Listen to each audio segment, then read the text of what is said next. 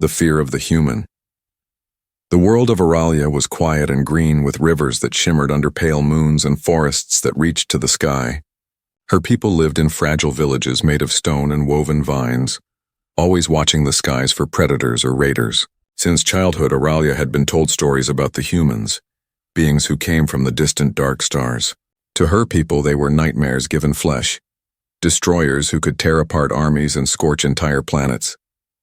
The elders spoke of them in whispers around the fire, warning that no monster from the void was as dangerous as a human. Auralia believed every word and carried that fear like a shield in her heart.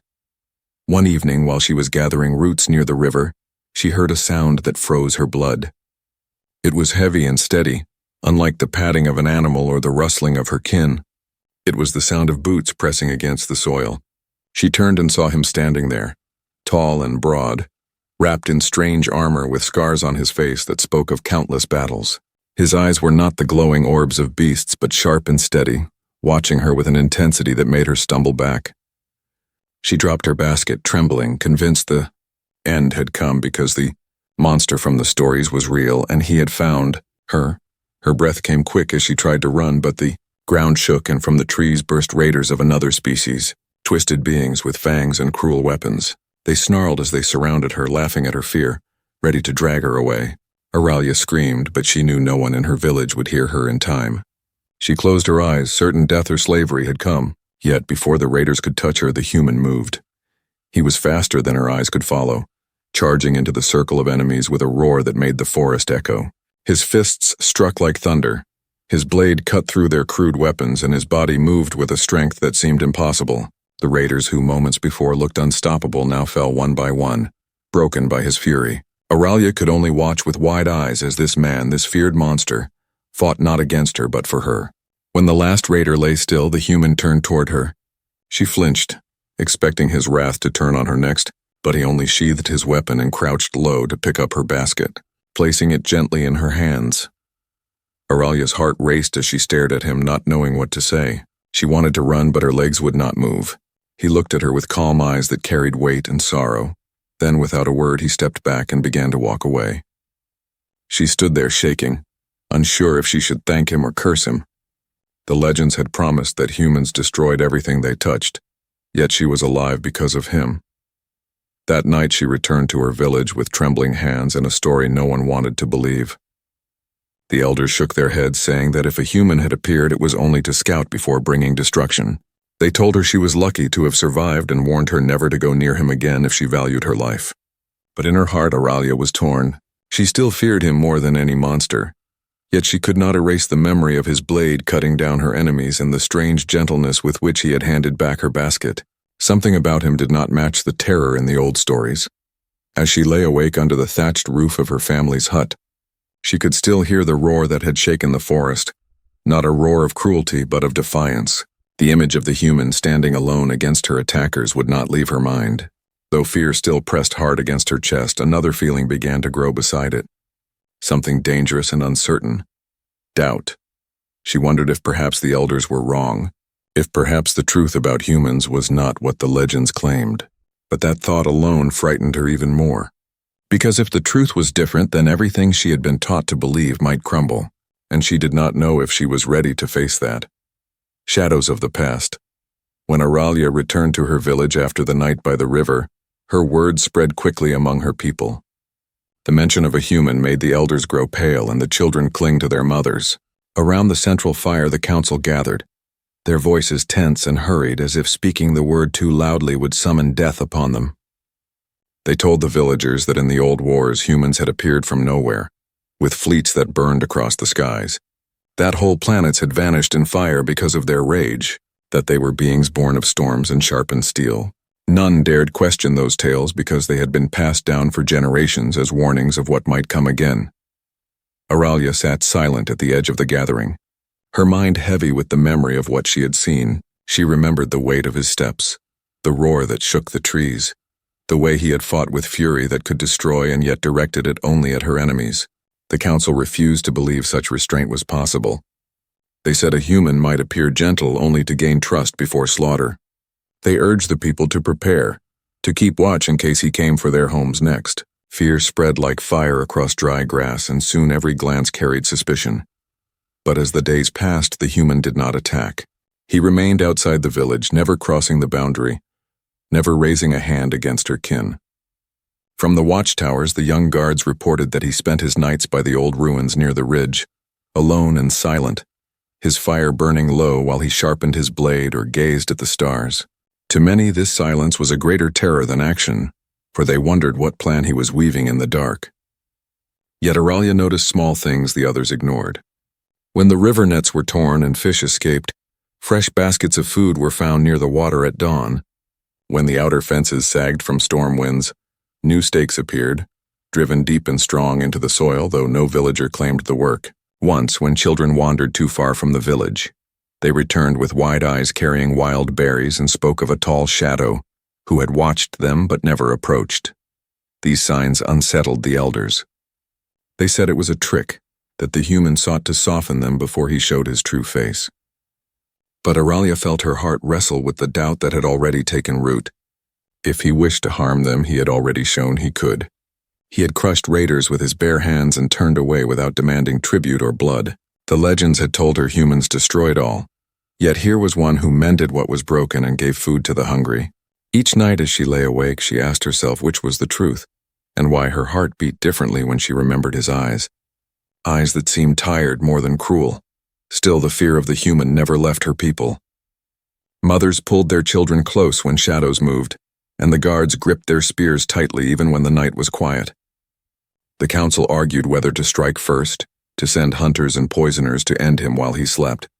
Auralia felt her stomach twist when she heard their words, because part of her still believed the stories, and part of her wanted to stand between them and their target. She knew if she spoke too boldly, they might call her tainted by his presence, yet silence weighed on her like stone. One evening she walked again to the river where she had first seen him. She thought perhaps he would appear again, and as the sun dipped below the horizon, she saw him across the water, standing still with his hands resting on his weapon. He made no move toward her and said nothing, only gave a nod as if to acknowledge her existence. For a long moment she stared back, her heart pounding with both fear and strange courage. Then he turned and walked into the trees, leaving her with more questions than answers. When she returned that night, the council was restless. Rumors had come of movement on the plains, a gathering storm of the Drek, a race of brutal conquerors who had enslaved countless tribes. Fear grew thicker, and the elders said perhaps this was why the human had come to stir doom upon them. Yet deep inside, Auralia wondered something else. Whether the human had not brought the storm but had come because he already knew it was on its way. The coming storm. The days that followed grew heavier with tension as scouts returned from the plains with grim news. The Drek were moving, their warbands gathering in numbers not seen for decades. They were a race of towering brutes with skin like stone and eyes that burned with hunger for conquest.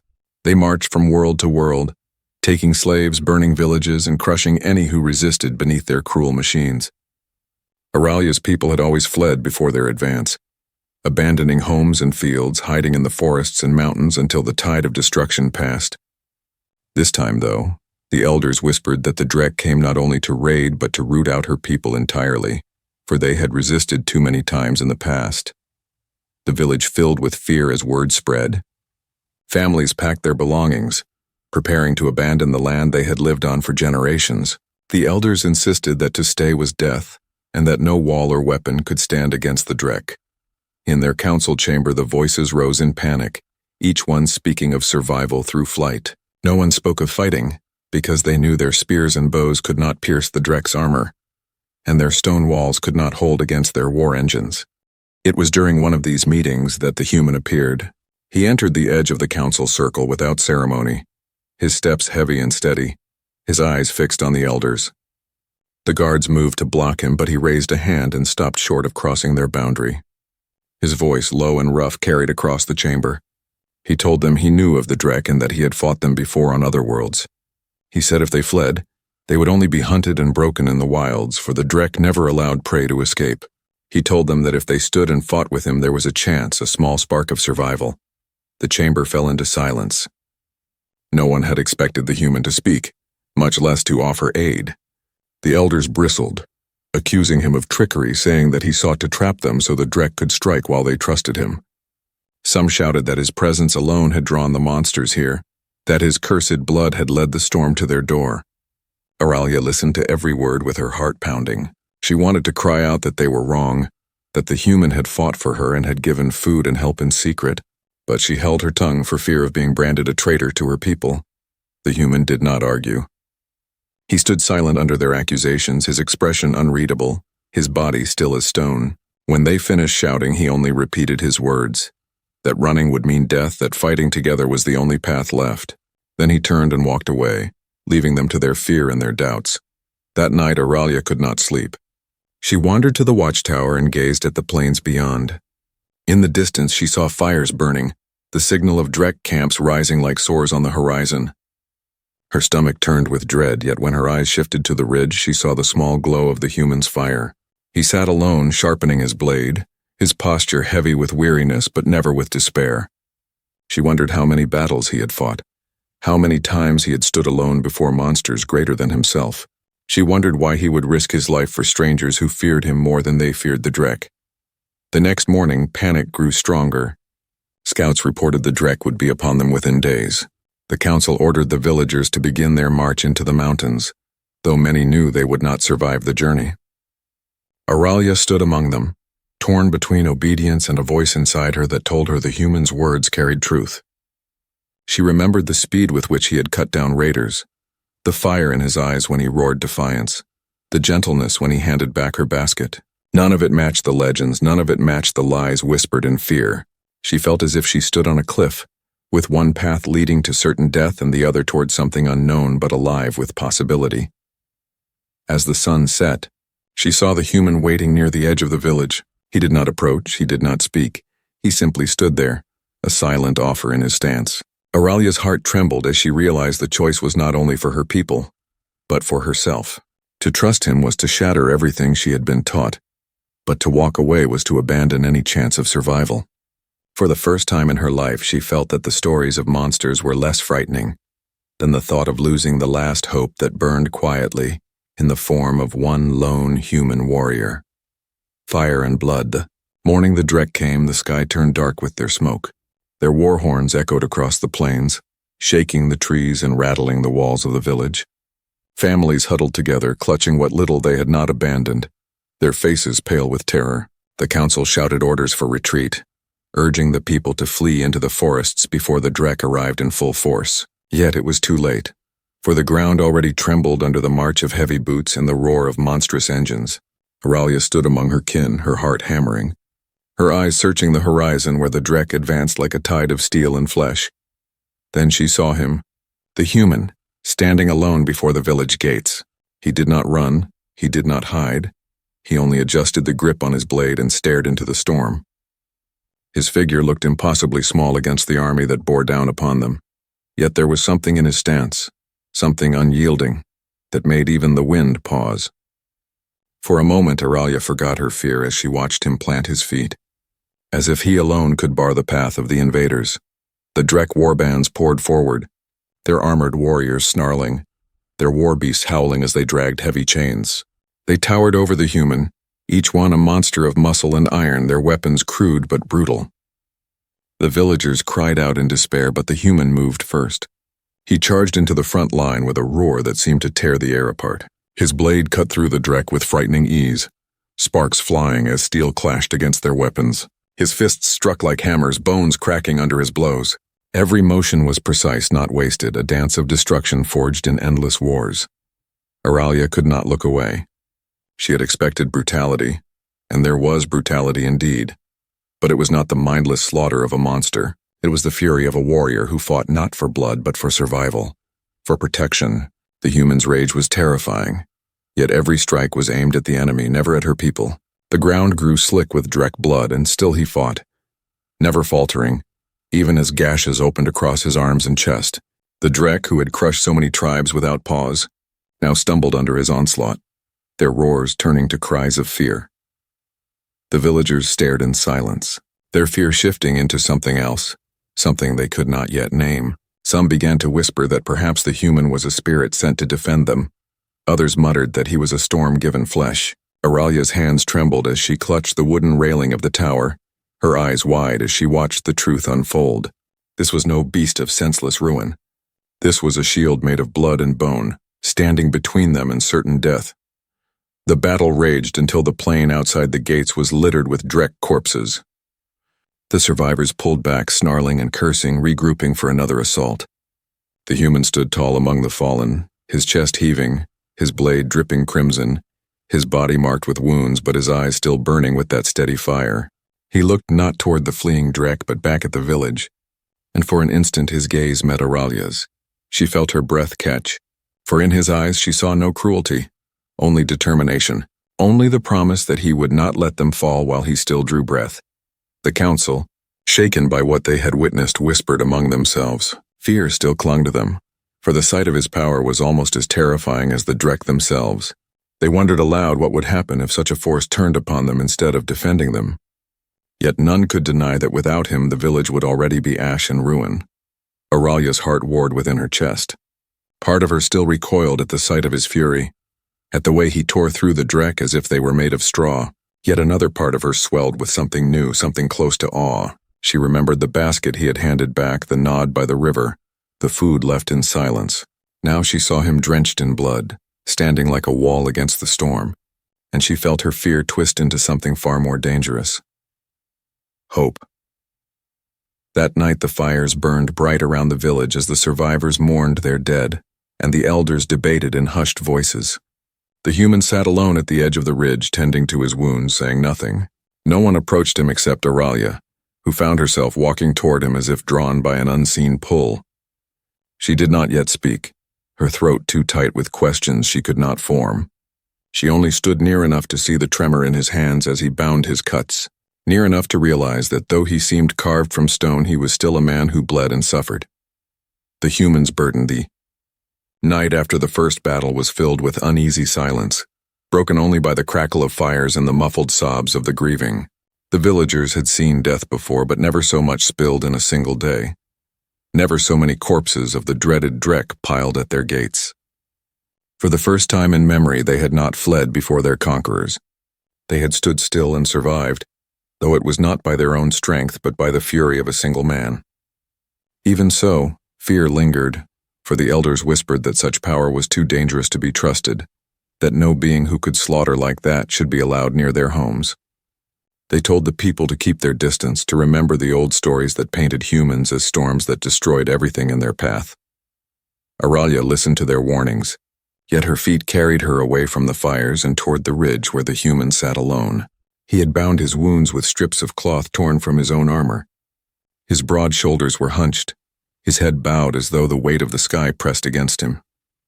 His hands trembled slightly as he cleaned his blade, not from weakness but from exhaustion, the kind that seeps into the soul after too much blood has been spilled. Auralia hesitated, her heart pounding, then stepped closer until her shadow touched his. He looked up at her, his eyes sharp yet tired, and for a moment she nearly turned back. But then he said a word in his rough voice, a simple greeting, and the fear that gripped her eased enough for her to kneel beside him. She reached for his arm and began to unwrap one of the bloodied bandages. He watched her in silence, letting her hands work, though. She could feel the tension in his body as if he were unused to being tended by another. She cleaned the wound as best she could, applying herbs from the pouch at her side, and in the stillness between them she dared to speak. She asked him why he had fought for her people when he owed them nothing, when they had met him only with fear and suspicion. For a long time he did not answer, only stared into the firelight with eyes that seemed to see far beyond the forest around them. Finally he told her fragments of his past. He spoke of worlds he had seen torn apart by war, of cities left in ashes, of families crushed beneath the boots of conquerors. He told her of how the Galactic Council had betrayed humanity long ago, casting them into exile, treating them as outcasts, too dangerous to be trusted. He said he had sworn an oath that as long as he lived he would never allow another innocent world to fall without raising his hand to stop it. His voice was not proud or boastful. It carried sorrow, as though each memory was a wound deeper than the ones on his body. Auralia felt her chest tighten as she listened. This was not the voice of a monster, not the voice of a conqueror. It was the voice of a man who carried grief heavier than chains. For the first time, she saw him not as the terrifying figure from her childhood stories, but as someone who bore pain for others. Someone who fought not because he wished to, but because he could not turn away. When he finished speaking, he leaned back against the rock, his face lined with weariness. Auralia did not know what to say, so she simply remained beside him, her hand still resting on his arm. The fire between them flickered, and the sounds of the village drifted faintly on the wind. In that moment, she realized that fear and doubt were still inside her, but they no longer stood alone. There was respect now, and a strange warmth that unsettled her more than fear ever had. The next morning, when she returned to the village, the council pressed her with questions. They wanted to know what the human had said, what secrets he had revealed if he had admitted to plotting their downfall. Auralia held their gaze and told them only that he had spoken of battles and of promises, and that if not for him, they would already be enslaved or dead. Her words stirred anger in some of the elders, but among the younger ones and the common folk, a new murmur began to rise, the murmur of reluctant gratitude. Still, the shadow of dread lingered over them all, for scouts had returned with grim tidings. The Drek had not retreated in defeat, they had only regrouped. A far greater force was gathering on the plains, and when it came, it would not be a raid, but an attempt to erase the village entirely. The council argued once more about fleeing, about abandoning their homes, about leaving the human to fight alone if he wished.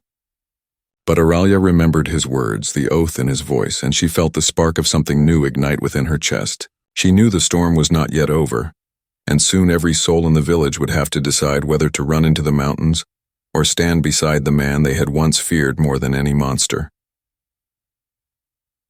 The last stand, the days that followed, were filled with dread as the Drek gathered their full strength on the plains. From the watchtowers, the villagers could see the horizon darkening with their banners and their fires, and at night the sound of their drums carried through the forest like the beating of a monstrous heart. Every hour brought fresh terror to the people, and many begged the elders to order a retreat into the mountains before it was too late. Yet others, younger and angrier, remembered how the human had stood alone against the first wave and lived, and their voices began to whisper that perhaps they should not run this time. Auralia felt the weight of both sides pressing against her. She saw mothers clutching their children and weeping at the thought of leaving behind their homes. And she saw fathers sharpening rusted blades in silence, though they knew those weapons would never pierce Drek armor. When the council finally gathered to decide their course, the village was on edge, every ear straining to hear what would be decreed. The elders began, as always, with words of caution, urging retreat, speaking of survival through hiding. They pointed to the old stories, saying no one who trusted a human had ever lived to tell of it. They claimed the battle that had been won was nothing more than luck, and would never be repeated against a true Drek host. It was then that Auralia stood, her voice trembling yet clear. She told them that she had seen the human fight with her own eyes, that he had spilled his blood for people who cursed him, that he had spoken of oaths made not for conquest, but for protection. She told them that running would only lead them into the jaws of the Drek, who would hunt them down like prey, while standing together with the human might give them a chance. Her words sent ripples through the crowd, some muttering that she had been bewitched, others staring at her with newfound courage. The human himself remained silent during the debate. He stood at the edge of the gathering, arms folded, his face unreadable. Only when the voices had risen to near chaos did he step forward. He told them the truth in plain words, that the Drek would not stop until the village was ash, that if they ran they would be slaughtered on the mountain paths, that their only chance was to fight with him. He did not promise victory, only the chance to defy the fate the Drek had written for them. His voice was like stone, steady and cold, but beneath it there was fire that made even the most fearful pause. In the end, it was not the council, but the people themselves who chose. One by one, men and women stood and declared they would not run, that they would fight beside the human. The elders tried to silence them, but their authority crumbled under the weight of desperation and hope mingled together. Auralia felt her heart swell as she watched her people straighten their backs for the first time, their fear hardening into resolve. The days that followed were a blur of preparation. The human walked among the villagers, showing them how to fortify their walls, how to set traps along the paths, how to use their simple weapons with precision instead of panic. He moved with grim patience, never wasting words, but his presence carried strength into their weary bodies. Children fetched water and wood. Women wove tighter armor from leather and vines. Men trained with spears until their hands blistered. Auralia worked beside him, learning each lesson quickly and passing it on to others. She could see the exhaustion in his eyes, the toll of his wounds, yet he never faltered, never rested more than a moment. When the Drek finally came, the sky burned red with their torches and the ground shook with their march. They came in numbers that dwarfed the first assault, an army fit to erase a world. Yet this time the villagers did not flee or cower. They stood upon their walls with weapons in hand, their hearts steady though their faces were pale. At their front stood the human, blade in his grasp, his figure tall against the firelit horizon. Auralia stood beside him, her hands clenched around a spear, her fear sharp but no longer stronger than her resolve. The Drek roared as they charged, their war machines grinding forward, their warriors eager for slaughter. But the villagers met them with a cry of defiance, arrows loosed from the walls, traps snapping shut beneath the enemy's feet. And when the Drek broke through the first lines, the human was there, his roar rising above the chaos, his blade carving through steel and flesh. The battle had begun, not as a flight into the shadows, but as a stand, a desperate, bloody stand for survival. Auralia felt her world tilt as she fought at his side, the heat of fire and the stink of blood filling her lungs. Yet through it all she saw him moving like a storm, unyielding, unstoppable, carrying not only his own strength but the fragile hope of an entire people, from monster to savior. The battle raged through the night until the plain outside the village was a sea of fire and blood. The villagers fought with all the strength their trembling bodies could muster, their voices hoarse from cries of defiance, their arms aching from blows struck again and again. Many fell, yet they rose again with the memory of the human's roar burning in their ears. And always at the center of the storm was Kale, the human they had once feared as a monster, his blade flashing with merciless precision, his body a wall between the Drek and those he had sworn to protect. The Drek came in endless waves, their monstrous warriors charging with weapons raised, but each time Kale met them head-on, his strikes breaking their lines and his fury scattering even the boldest among them. Auralia stayed close, fighting at his side as best she could, her heart pounding with fear and fire alike. She saw his body faltering from wounds and exhaustion, yet his eyes never dimmed, and she realized that he fought not for glory or vengeance but for them, for her people, for strangers who had once cursed his name. As dawn's pale light spread across the battlefield, a new terror emerged. The Drek warlord, a giant armored beast of a figure with scars across his chest and a weapon the size of a tree, stepped forward. The Drek fell silent at his presence, their chants echoing in the smoky air as he pointed his blade toward the human. The warlord's voice was a deep growl, mocking Kale for standing with weaklings, promising to crush him and grind the village into dust. Kale said nothing in return. He simply raised his weapon, his stance steady though his body trembled with exhaustion. The two clashed with a thunderous sound that shook the earth. The warlord's strikes were heavy enough to shatter stone, but Kale met them with skill born of countless battles. Steel rang against steel, sparks flying with each blow. The villagers watched in silence, their fate balanced on the outcome of this duel. Auralia clutched her spear, torn between rushing forward and staying back, knowing this was a fight only Kale could finish. Every strike seemed to drain him, yet he pressed on, his movements sharp and unyielding, his will stronger than the brute strength of his foe. The warlord roared and swung with a force that split the ground, sending Kale sprawling to his knees. For a moment it seemed the end had come. The Drek howled in triumph, their war cries shaking the sky. But Kale rose again, blood streaming down his face, his grip on his weapon unbroken. He charged with a final roar, his blade cutting through the warlord's guard, striking deep with all the strength left in his body. The warlord staggered, disbelief in his monstrous eyes, before collapsing with a crash that silenced the Drek. For a long moment the battlefield was still. Then the Drek began to retreat, their courage broken, their leader fallen. They fled into the plains, leaving behind their dead and their war machines.